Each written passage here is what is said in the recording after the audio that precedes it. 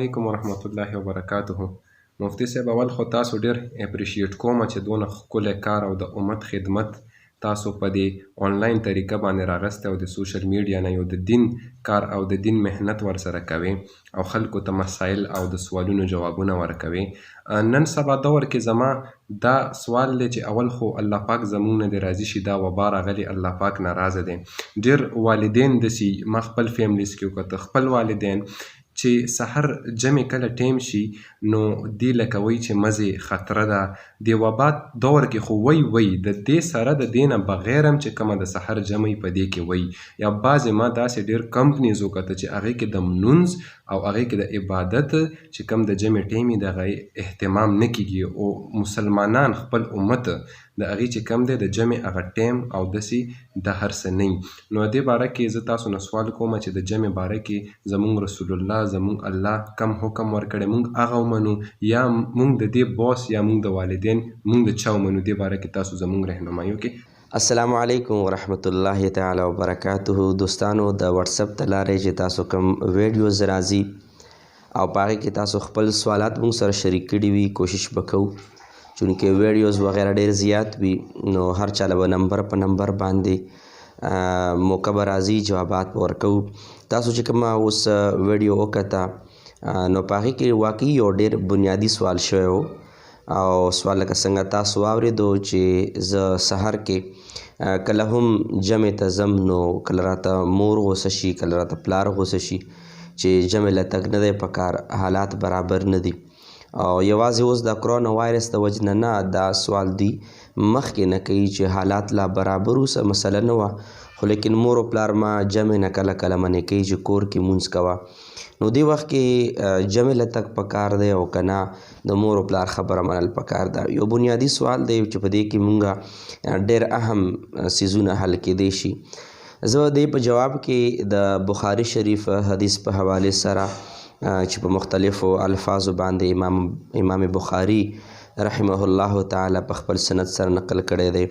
او خاص کر په واضح الفاظو باندې چې کوم مشکات شریف کوم حدیث پاک دی، نبی پاک صلی الله علیه وسلم مبارک ارشاد پاک دی لا طاعة لمخلوق فی معصیة الخالق. نبی پاک مبارک فرمایي چې د بندگانو تابعداري به نه کوي د الله تبارک وتعالی د نافرمانۍ په صورت کې، یعنی که چېرې یو طرف ته د الله پاک حکم وي او بل طرف ته د مور یا د پلار یا د ښځې یا ښځې دپاره د خاوند یا مشر څوک وي، سر وي، بوس وي، د یو محکمې مشر وي، د یو وطن او علاقې مشر وي،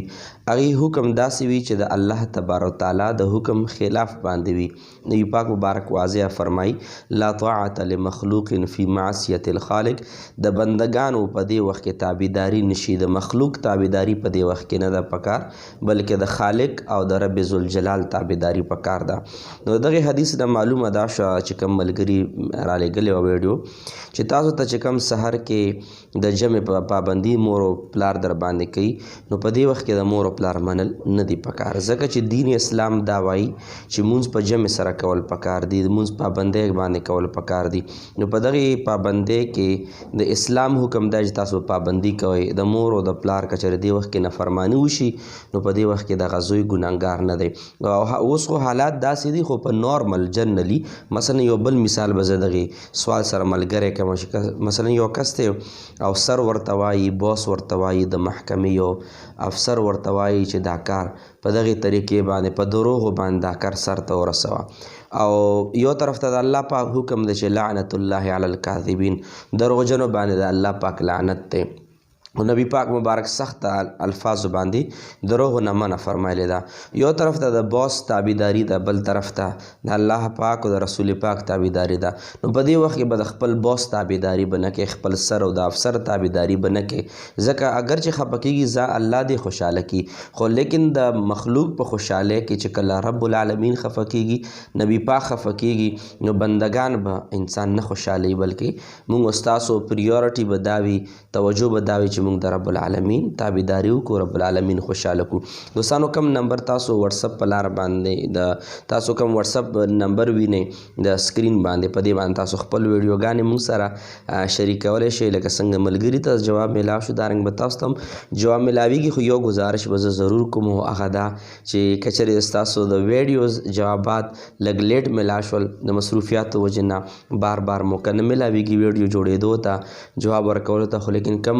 ویډیوز ستاسو والا راځي هغې به یو ورځ ضرور نمبر راځي او تاسو له به جوابات درکوو. او کو گزارش کوو چې که چېرې دا دینی